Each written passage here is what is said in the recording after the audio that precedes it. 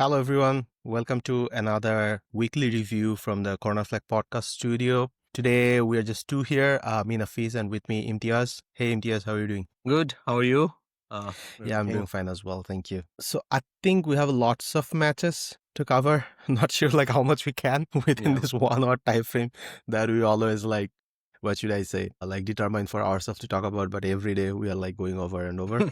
Hopefully, we'll try to keep it under an hour. So I think without any further ado, let's just dive in. And the first match, I think, fresh off the boat, I want to talk about today's blockbuster game, City versus Arsenal. In my opinion, I think it was a good match to watch. At least when City scored first, it Yeah. didn't get boring from Arsenal's perspective. But what I thought Arsenal would do, I think Manchester City tried to do that because they were kind of like playing haram ball. And fortunately or unfortunately, however, Arsenal got the goal at last from Martinelli. So it was a good watch. And I think one of the reasons could be like why City tried to play like this. It might be because of fatigue because they are having like lots of matches. They had a huge game against Napoli in the midweek in the Champions League where I Yeah. think most of their energies were drained. Anyways, Imti, if you want to add anything. No, I like the match. So I thought Arsenal actually wasted 45 minutes. They played better. They had a wonderful game actually, but they wasted after the again being negative. Like I know City played the negative way, and that's the funny thing about it. Liverpool beat Arsenal using a set piece, and City almost beat Arsenal using Arsenal's tactics. It is kind of fortunate and unfortunate. You can look it from both ways, but at the same time, Arsenal played really good football at some points. And we have to also talk about City because City, being City, they are not used to this type of gameplay, right? Yeah, But that's true. they actually control the game pretty well of the ball. They control the game pretty well, and Haaland got one chance and he scored from it. And after that, it was wave after wave of Arsenal attacks. But I don't think Donnarumma had to save too much in the first 45 minutes. He didn't have to do too Yeah, the much. first 45 minutes, I think Arsenal was just passing the ball around. Yeah. And to be very honest, I think it has got all the things to do with how they were set up, as you were saying. Hmm. I think they fielded all of their CDMs as Arteta do against like big teams whenever he comes to play.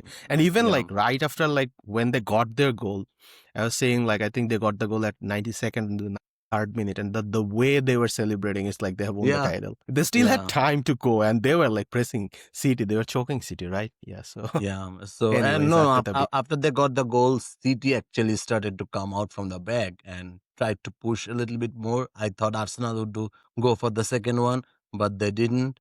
And I don't know why Arteta is fielding this type of team when they have a far superior, at this moment, they have a far superior squad than City because City has some injury concerns and Arsenal can feel like, I think today they kept Hincapi out of squad and they can field two teams, two extremely balanced teams very easily. So I and don't know why another he did not thing play I Eze. noticed, like, I don't know, like, if you will agree with me or not, but at least in the first half, I was seeing like all the attacks, it was like coming from Noni Madueke's side. Hmm. Everything that was because obviously like as I'm playing FPL with Calafuria, I was like only focused on him, like where he is. And I Yeah. was seeing like he's not getting any of the balls. Like everything is going from the right. Either Julian Timber is like taking the ball, giving it to Noni. Madueke is like taking a run. Like everything is coming from the right No, side. as Yeah. long as Kusanov was there, Kusanov blocked Trossard and Calafiori's partnership pretty well. And Kusanov, I think he did wonderful um, in the last few matches for City as a right back. And he goes very hard at the ball. He has extremely good pace. He can recover as well, and his tackles are also pretty good. Like think today, I think he was subbed off after 45 minutes because of injury, and then you could see the attacks from the left side as well because Nunes. I don't know why Pep bought him. Nunes, I don't think he is a City material because he slipped. I think after he came on for the first 5 minutes, he slipped 3 or 4 times. So, but whatever it is, Arsenal had a good game, and at the same time, City also had a better game. Like they wanted Arsenal to play that way. And City Mhm. was confident enough, even with this defensive setup, that they can block Arsenal, and they almost did. And actually getting one-on draw from London, I think it's a pretty good result, and Pep Yeah, is happy about it. obviously. Yeah. Pep should be happy So because it was like an away match. So, yeah, yeah. and I'm happy as Liverpool fan. I was hoping for a draw. So what's the point difference now? 5 from the Five, top yeah. to the second one? Yeah. Okay. So Arsenal started from the second again, right? Yeah, no, it's still 33 matches to go. So that's a long Yeah. way. Yeah. But I don't No, know. like with the Let's see. team Arsenal has, and I think at least the way they tried the second half of this match, if they can like play like this, then I think they Hmm. have a good chance. But No, the problem is again, I'm pretty sure that's not the way they're gonna go like all the throughout the matches. season. Yeah. Yeah, I think next match they have Newcastle away, and you're going to see something different because Newcastle's midfield is also pretty like, bam bam. All of exactly. them, like Bruno G, Joelinton, and Tonali, all of them are pretty hardcore, right? Mm-hmm. So if you play this midfield against Newcastle, because it's a away match, he might, you don't know. Hmm. I don't. I think the first 45 minutes it will be the same story again, and they have to play Eze, man. They have to play Eze. Yeah, Eze has to play from the center. he is like on a different level. I think like the Yeah, way he they have to. touches and They carries have the to play. ball. I don't know why.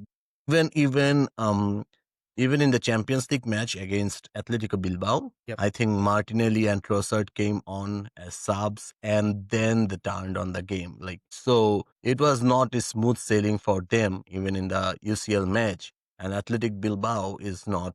It's not Athletic Madrid, right? Yeah. So whatever it They is, don't like sit back and defend. They yeah. also come to play, right? I think like Athletic Bilbao, they also created chances. But one of the reason I think could be for Athletic Bilbao is like because they are not like used to play the UCL, so maybe they don't Mm, get the hang yeah. of it. I But think like the yeah, sorry. whatever it is, no, Arsenal still have a long way to go. Mhm. Arteta still needs to figure out how he is going to use this squad because he has got a gem of a squad. No doubt about it. No doubt about No it. doubt. I think probably people are saying like Liverpool spent 450 million, but their net spend is low. One so Arsenal net spend is almost like 260 million or Yeah, something. like apart from like spending and on, I think if you at least look at the squad and the squad depth, like Hmm. with Liverpool, like whenever you are doing a sub, like when Slot Yeah. is like opting for his bench, who are the players coming out? Yeah, Yes, like Ngumoha. one of the big names could be McAllister, but even so, he is like totally off form right now. But other Yeah. than that, everyone is like, what should I say? I think They like have Connor. Ekitike Isak. That's a good balance. He is he's still not at his best. And then they have the 16-year-old Rio who is coming off from the bench almost every day, who has Yeah, to kind and of he's like a 16-year-old boy, so yeah, I don't think he's gonna be like saving Liverpool in every match coming off from the yeah, bench. So that's like a big ask of him, at least at this stage.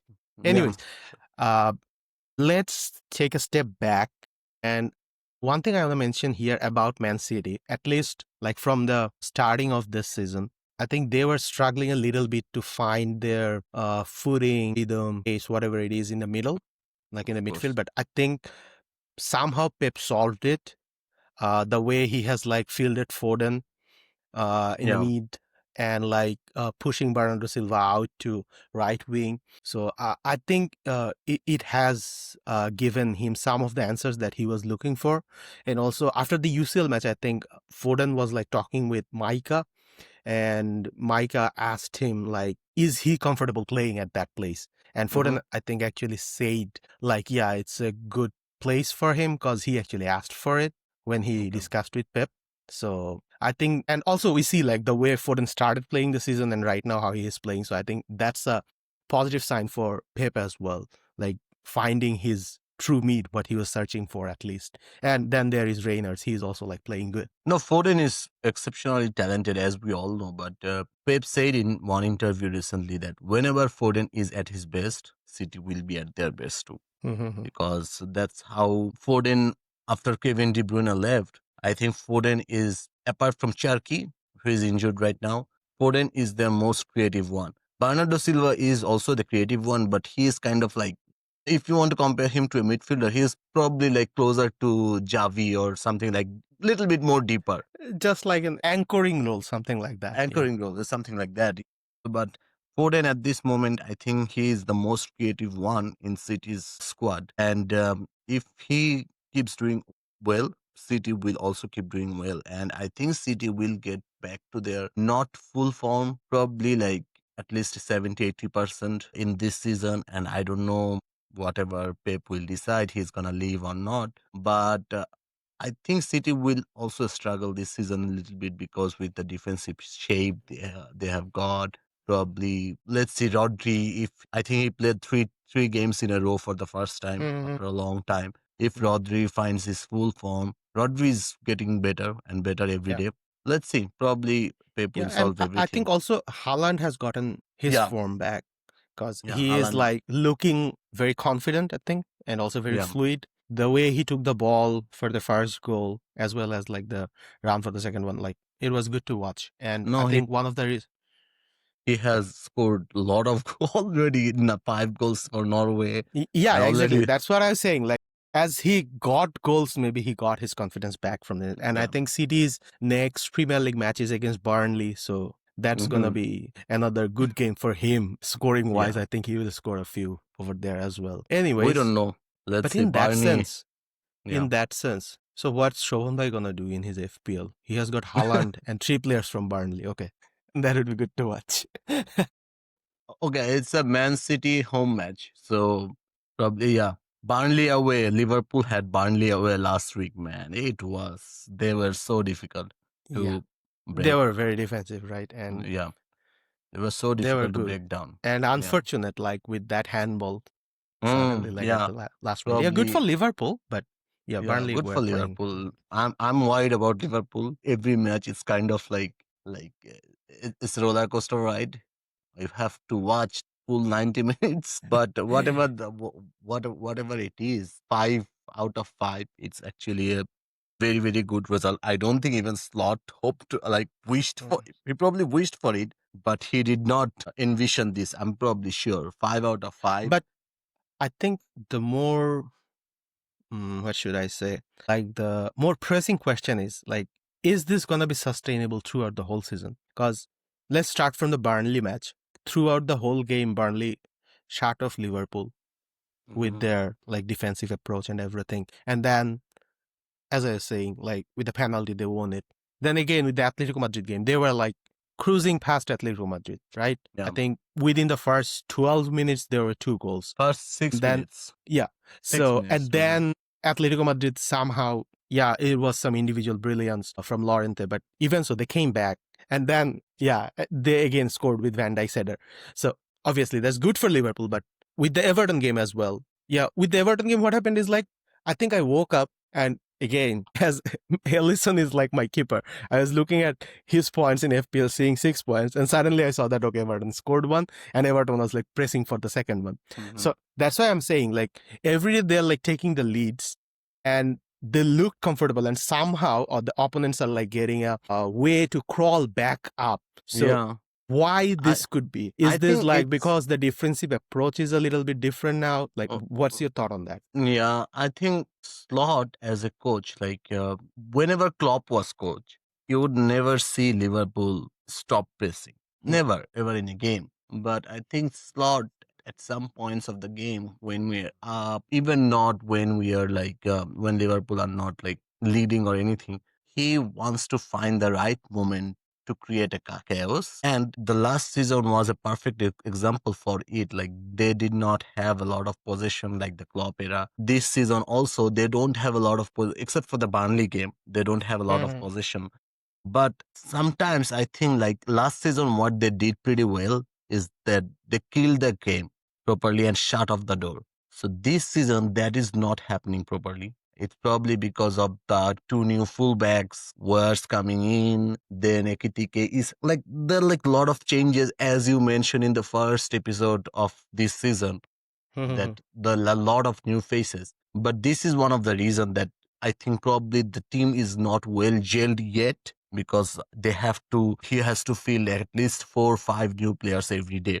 every game. That's probably one of the reason. And the second thing is, I think whatever the reason is, they have to come back every match. They had to come back every match, almost every match.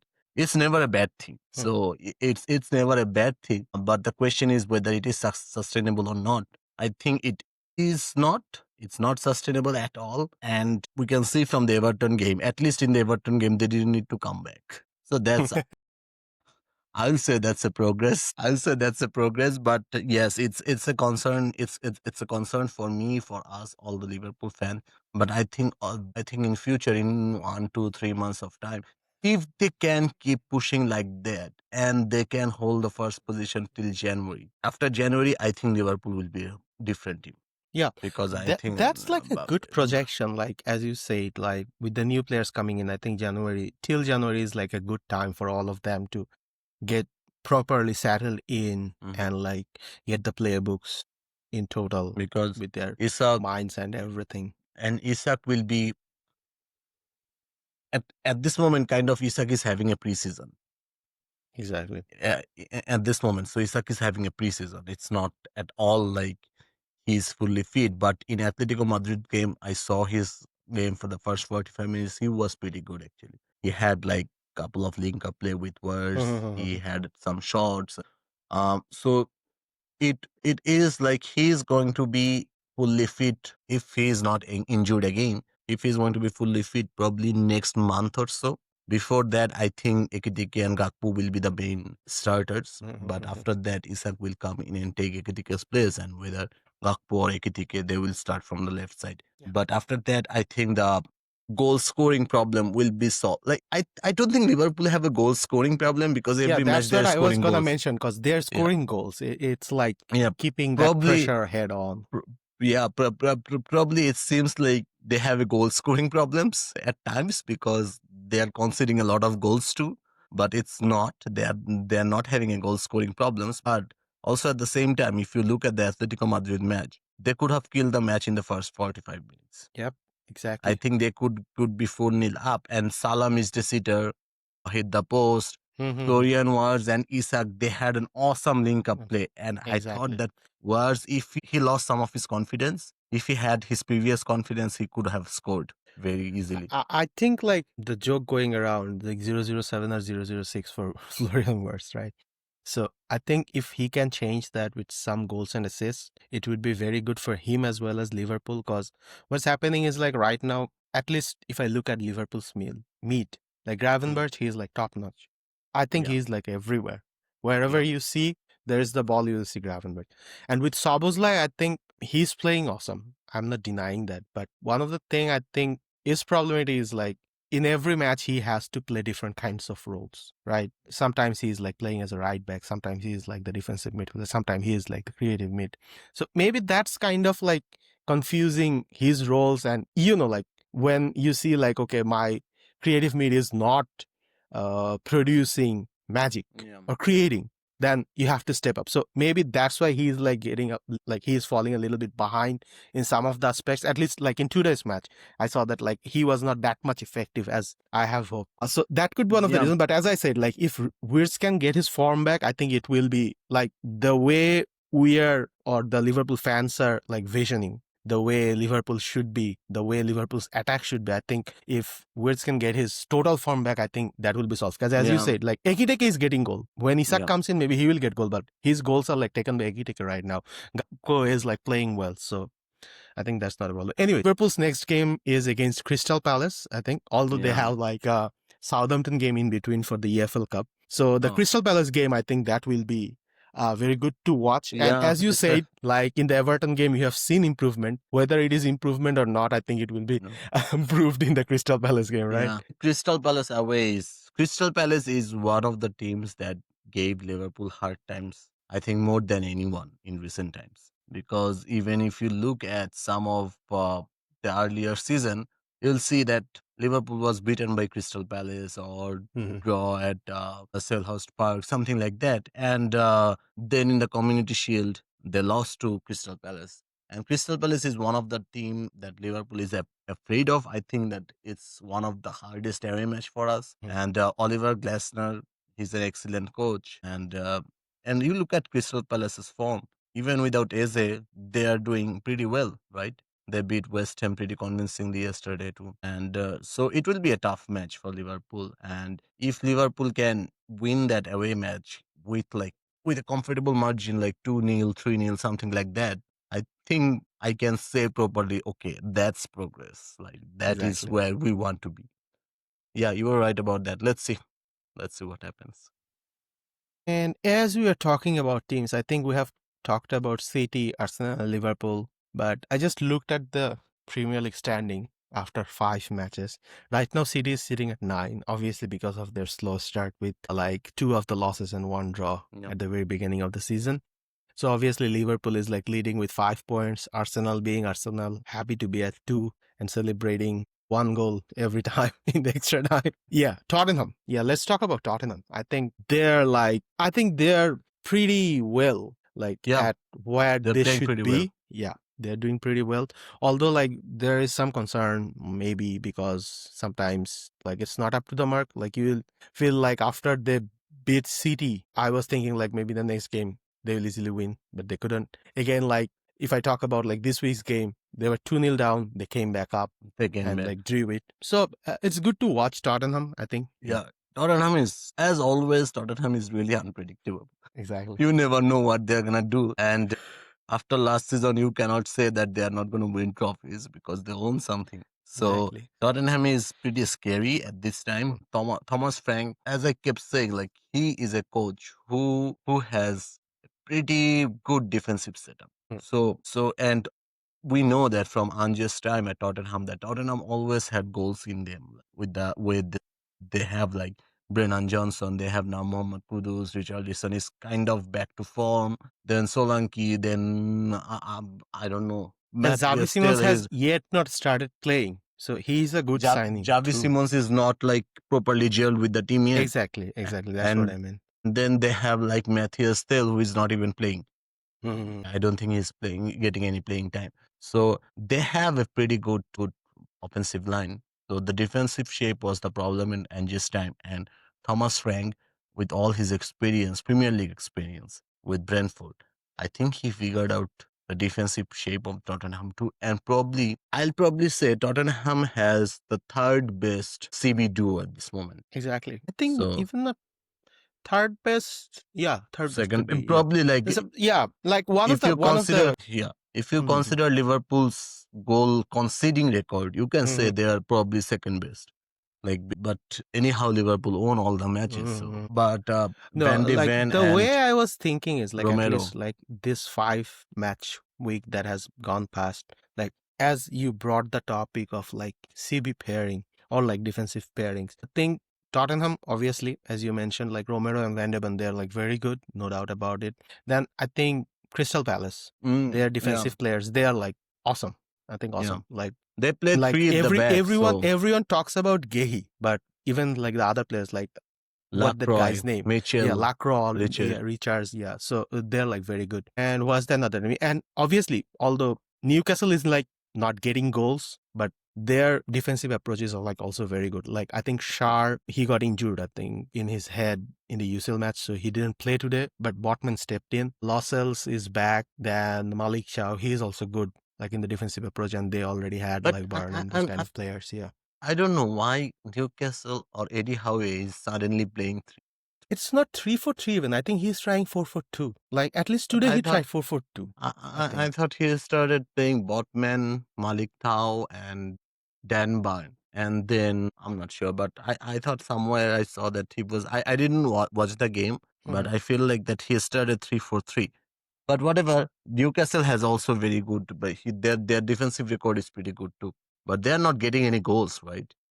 Yeah, I think They're not getting any that's like the goals. problem with Newcastle right now. Like they are not able to produce goals. As you said, like Guimaraes and Joe Linton, they are like two very tough guys. And with Tonali, they are like getting tougher. But the problem is like I think in some aspect even like the creativity is like lacking a little bit. Like I think I should talk from the game that is like most talked about this week from Newcastle's perspective is like the game with Barcelona. Yeah. Like when they started the UCL match, they're like pressing very hard. And Yeah, they with should have that hard scored at pressing, least 2 goals. exactly, they should have scored. they couldn't. But after that initial pressing, there was like nothing left for them to give. Yeah. And that's when like Barca took the chance. Like with Pedri and De Jong, when you have two this kind of creative players in the middle, it's very difficult just to control the mid with brute force. So I think they failed there. And even today they were like not up to the mark, I think, against Bournemouth. Like they're like not that much creative. I think even in the second half, at least up until the 70 or 80 minutes, they're like no shots on target. Yeah. So it's a little bit boring, actually. So yeah, in the last few weeks, I have one observation watching all these games. So I just checked the lineups. Yeah, you are right. It was 3-4-3. 3-4-3. Yeah. So okay, in the last few weeks, after watching all these games, my observation is that every team needs a Gravenberch because this guy is saving Liverpool. Like the last goal was awesome, but even like you were talking about Pedri and De Jong. So when you have Pedri and De Jong and or Vitinha and Joao Neves and Fabian Ruiz, this kind of mid, you always need a guy like Gravenberch who can just take when you get the ball, he's not letting it go, right? He will just take it, run with it, or pass or something like that. So yeah, I think Newcastle mid is pretty good, but when they come up against team like Barcelona or even PSG, if they come up against teams like this, that would be tough. And also from Arsenal's point of view, as I said, the next match is Newcastle versus Arsenal. And if the starting 11 is like today's with Merino, Zubimendi, and Rice, I think it's not that Newcastle will dominate the mid or dominate the game or anything, but Arsenal will not score any goals in the first 45 minutes. Because there will not be like anyone who can like carry the ball and distribute it. Yeah, so it's not like that. Yeah, okay, but yeah, the Newcastle is having some tough times, and I think Ultimate he's a very good striker, but he's not getting enough balls too. He's not getting any. I think he also needs to, like as you were mentioning, like, to get acquainted with the team a little bit more. Yeah, he's not like Isak, right? It's not like he's gonna take the ball, carry it, and shoot and can score from any angle. But like I think they are also missing Wissa. Yeah, obviously they're also Wissa would be a very good Mhm. starter at this moment for them. And that's what But I he's was gonna, like, injured, mention right? as well. He's injured, and I think it's gonna be a little bit time before he comes back, as far as I have heard.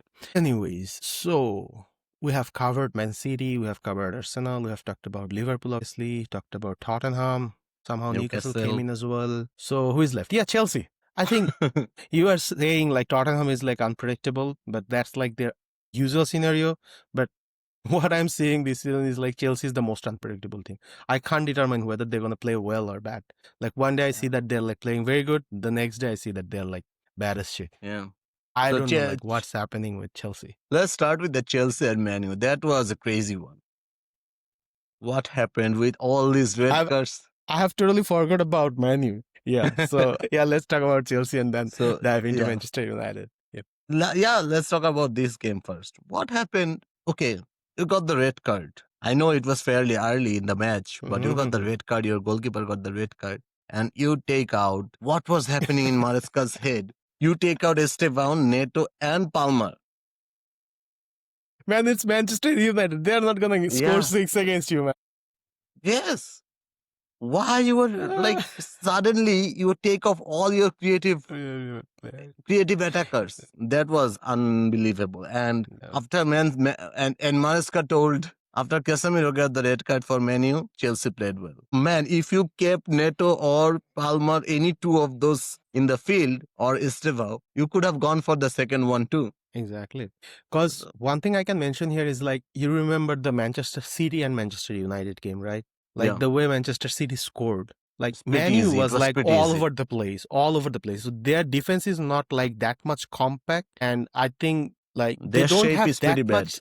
Exactly. They also don't have like those players who can like, run and recover a ball. Exactly. Run and recover a ball. Like when you go down to 10 men, what the teams usually do, they try to sit back, and whenever there is a chance, they go for a counter attack, right? Yeah. So maybe Chelsea should have used that or should have tried that. I don't know. Yeah, no. Like I can understand you take one of the attackers out, You take Estevao out because he is the new and the most Exactly. young guy. That would be You the take most sensible approach, right? you take Estevao out, bring in, or probably take another one. Probably take, okay, you take Estevao and Neta out. I understand. And why you are taking Palmer out after 20 minutes? Like Cole Palmer is like the, what should I say? Like he is the main engine of Chelsea team. Like everyone, Yes. like whenever they think about Chelsea and if they thought like if one player can score, I think first of all they'll think about Cole Palmer, and after that with this season performance, I think it would be Joao Pedro. Yeah. I was also pretty surprised to see that. I don't know like what And went through they were his not pretty mind. good against Bayern Munich too. I No, thought that the Bayern Chelsea game would be a firecracker, but Bayern made it look pretty easy. exactly. Especially the Cole Palmer goal was superb, right? But Kane and Co, they just took the game away from Chelsea, and Yep, it no was doubt about it. at some point I don't think Chelsea was even in the contest. So that seemed pretty bland to me. Actually, their performance was pretty bland. And let's talk about Harry Kane for a little bit because the way he has scored. I know the Palmer goal was superb, right? It was out of the world. But Harry Kane, he scored a wonderful striker's goal. Like it was very good to watch. Like not a lot of touches, just take the ball with the low back lift. That's it. Awesome. Awesome. Harry Kane is one of the best strikers. Like I, I did not like I him a lot, think but now I right think now he like whomever is like playing the top leagues, I think he is the best. There is no doubt. Although he's like yeah, very aged, but still I think he is the best. he's the best Maybe if striker. Isak comes No, in with his full form, maybe he could reach that level. But I think at this moment he is the best. There's like yeah. nobody who is like on par with him. Yep. No. They're like very good strikers in the world. Even Lewandowski is like very good, but Yeah. he has like lost his prime and everything. Yeah, Harry Kane is out of this world at this moment. Exactly. Like he has scored 97 goals for Bayern in 101. So that's like Cristiano Messi level of scoring. Exactly. So that is wonderful. But Chelsea, I'm a little bit surprised about Chelsea. I thought they started pretty well this season. They have a pretty good team, but I don't know what is happening with them. As you say, they are pretty unpredictable. Yeah, that's like my, what So should I say? Like Liverpool, that was my concern and surprise as well. my team has Crystal Palace away and then Chelsea away. So that would be two Okay. tough matches. Okay, So dude. very, very two tough. Yeah. So yeah, let's talk about Manchester United. I think we have talked about everyone. Why should we not talk about Manchester United, our most favorite team to talk about, right? No. I No, think it's Man U fans are like very happy with the win they got, but even so, I think their performance was not like where it this should started be. Yeah. as like all of the games. They started the game pretty well. They got the red card from Robert Sanchez, but and they scored another one through Casemiro. But after that, Chelsea if Chelsea kept one or two attacking players, creative players in the field, I think they would have come back. Exactly. At least they could have drawn the match. Yeah, at least But they could have and, drawn the match. Yeah, yeah. that's what I think. I don't have anything more to say about Manu because the system they are Yeah, playing in, Amorim is I am playing like in. very surprised why Amorim is like so adamant about his formation. Like why he is so adamant. Like if you I don't need know. to adapt, you should adapt. You don't have the players to play this formation. Exactly. You So don't if you have the have to players to play adapt, you this have to formation. adapt, man. There is like no way of denying that. You see, like many of the, this is like a little bit out of topic. Like many of the, even the pundits, even like fans, spectators, like whoever, they were like asking the questions like why Barcelona has went for Rashford. Many said like Rashford is not like a Barcelona player. But I think after the UCL match, Hansi Flick was asked, and he said that he actually wanted someone like Rashford. So it's good that he has got him. So, and the way Rashford is playing, that UCL match goal, like the second goal, it was like awesome. Yeah, but even so, like even today, the way he has played. And interestingly, like he missed the first 45 minutes because he was late to the training, the Hansi Flick regimen. Like if you're late, you are not going to play the full 45, full 90. So, but after the second half when he came in, he got a brilliant assist. Like he went with the ball, he cut back. And today actually he played at right wing. You see, it's not even in his preferred position where he used to play in left wing. Like he started in the right wing, and from there he actually got the assist, and then he was like switched back to left wing because uh, Rooney Barty came in. Anyways, so as we're saying, so you have to play the player, you have to adapt the way. I think that should be the coaching motivation. You can't be adamant, because if you are adamant, then you have to get the players, right? Like what Pep did. Like he knows, okay, if I want to play a certain way, I need players. I have the money, I will spend, I'll get the players. Yeah. So even with Liverpool, like they have let Trent Alexander-Arnold go, but they have got someone like Frimpong in his place, like with a similar type of profile, so that they don't have to like adapt. They can like just train him the way they want him. So I'm pretty surprised like why he's so adamant about that. Yeah, it's surprising, and I don't know what will happen. But Manchester United actually got 2 wins out of 5, 2 draws probably, or 1 draw, 2 losses, something like that. So they're sitting at 11th. So probably that's a good start for them. You don't know. Could Let's be. see. Who knows? It could be, yeah. You don't know. But I don't see Dorgu and Ahmad playing right and left wing back, left and right wing back, respectively, is going to solve any of his problems. And they don't have the wing backs to play this system. They don't have even the defense they have with Euro, with Delete. I think none of them are quite up to the mark. They are not like Van Dijk, even not like Konate, or probably I like think not up to the level of Dan Barnes. their defensive vulnerability is so, what should I say, like they're so vulnerable. It was pretty much shown by the way Haaland scored that goal. Yeah. You remember like the second goal he scored, there was like no one near him, and everyone was like running with their hearts out, but even though they couldn't reach him. No, how do you? It's like, and Haaland started from behind the exactly behind his center line, and there was no defender on side, so it is unbelievable. And they're still playing Bindir. I don't know why they brought in Siemens though then, because they're playing Bindir as the main goalkeeper, and he did not have a very good performance against City. I haven't seen the Chelsea game. I haven't seen the Chelsea versus Man U game full time, but I have seen the Man City versus Man U game, the 90 minutes, and he was pretty shaky. And you could see, you could see that he is just like, he just needs a tip, just needs some nudge to make a mistake. That's it. And I don't know why they bought Lamens then. If he is not starting, I don't know. Let's see what happens. Yeah, I'm a Barcelona fan, so I totally agree with the impact of goalkeepers like Joan Garcia. Very happy with his performance, even though like today Barcelona won very comfortably, but even so Joan Garcia was like very good. I think he saved at least one goal, like which was very difficult to save. One of the games last week, or probably the game before international week, Joan Garcia saved a lot of shots in one of Rayo Vallecano games. Rayo Vallecano game where Barca drew. That was like one of the toughest game to watch. It was like, I think I saw him save at least 3 goals. Even the Newcastle game, like if he didn't save those 2 goals, Barca would have like gone down 2-0 at very early. So I think we have covered everything we want to talk about, but as we have a little bit of time, do you want to talk a little bit about Real Madrid's performance this season? I think they're like also one of your favorite teams, right? Yeah, Real Madrid, they are doing pretty good. And Xabi Alonso, I know Fuad Bhai is not here, and I know I'm a fan of Real Madrid, but I only watch them in the UCL matches. I don't follow La Liga a lot, but Real Madrid and Mbappe is doing pretty good, right? In every matches he's scoring, and I think he's back to his best, kind of.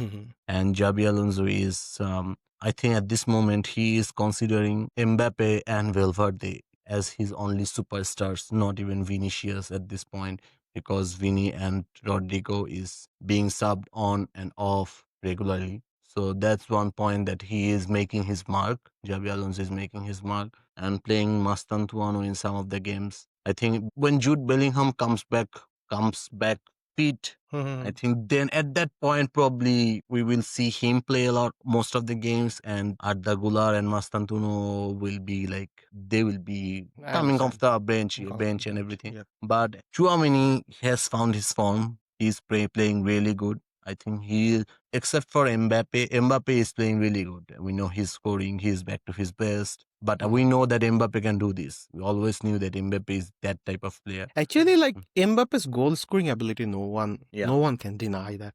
No one can deny that. But one of the obviously I'm a Barcelona fan, so I'm using the word scariest thing. Like one of the scariest thing about this year's Madrid is like their defense. Like Hmm. I'm not saying like I have seen all the matches full 90 minutes, but whenever I have seen them play, I see that their defense is like very compact. Huijsen, he is I think one of the best signings, one of the Yeah, best defensive signings this season for any yeah, team, like and including also all the teams.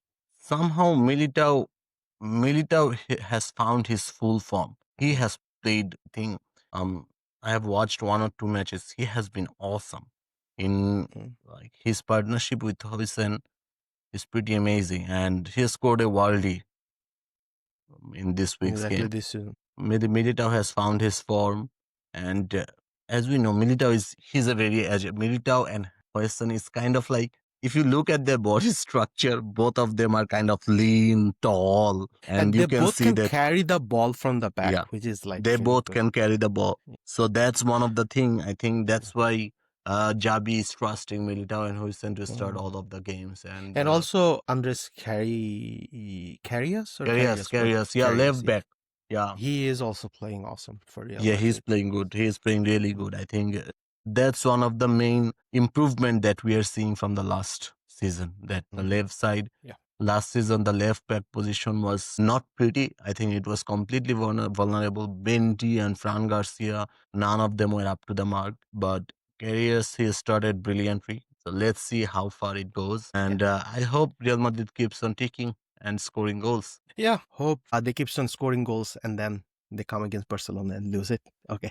Let's see. Yeah, for Barcelona, I think one of the good thing this season is like they are not so much dependent on Lamine Yamal, as you know, like he's injured. But I think this is the third week they have played without Lamine, and every game they were good. Pedri and De Jong both have like Pedri is like always awesome. I should always say like he is like the midfield maestro Barca has. But De Jong's form is like also a very good positive. But one of the concern, and I think this has been like Barca's concern for a long time, is Barca's defense. Like Kubarsi, he got knocked in the last match. So he was out this week. I'm not sure like if he will be coming back next week. So I think that could be a concern like Mhm. throughout the season, like with Kubarsi, Araujo, and Christensen as your main backs. It's pretty difficult with this long tiring season. So very last question. Who is gonna Yeah. win the Ballon d'Or tomorrow? Oh, I forgot. I think Dembele should win. Dembele should. Dembele should win. I know even all the Barcelona fans, most of the Barcelona fans, they talk about Lamine Yamal a lot. But I think if someone needs to be second, comes second after Dembele, it should have been Rafinha.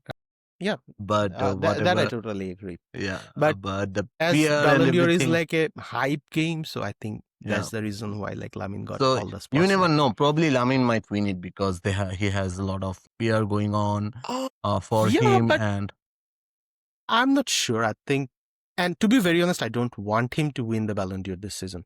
Like, if he wins it, I will be happy, no doubt about it, because I'm a Barcelona fan. But I don't want him because I think I'm not saying like he has lost the appetite or the hunger, but this is not the right time to get a Ballon d'Or.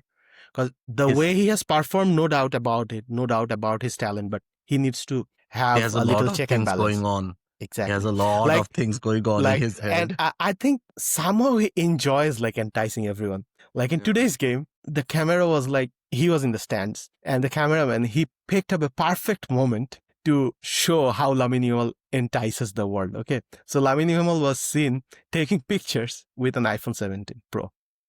Hmm.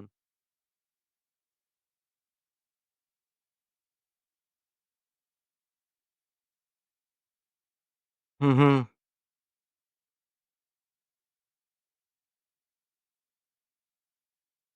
Yeah. Yeah. Yeah. Let's see. Probably. Because Yeah. of his time at Barcelona. But No, there is no denying it, like what he he did and deserves what this. PSG did. Yeah. Yep, Yeah. this He like the deserves last this season. year's Ballon d'Or for sure. Um, I wish all the best for everyone. My wish is that Mohamed Salah wins it. As you know, I'm a big fan of Salah, and I Yeah, never knew how he goes unnoticed every year. Almost every 8 years, nine. I think 8 years. This would be his ninth year. He's Mhm. performing at a top level, and he won 2 Premier League, Champions League 1, and then 3 finals in the Champions League. So I know that his goal scoring record in the finals are not that good, but at the same time, every year he carried Liverpool. In all these years, he was the main top scorer, a top scorer for Liverpool, right? Last year was awesome. So I never know how he goes unnoticed. Okay, with that note, let's end today's episode. Thank you everyone who have Thank you. what should I say, stayed with us for this 50 minutes of episodes. If you have anything to add, please like, share, and obviously comment and subscribe us. So thank you all. I hope to see you after the next game week. Bye. Bye. See you guys. Thank you.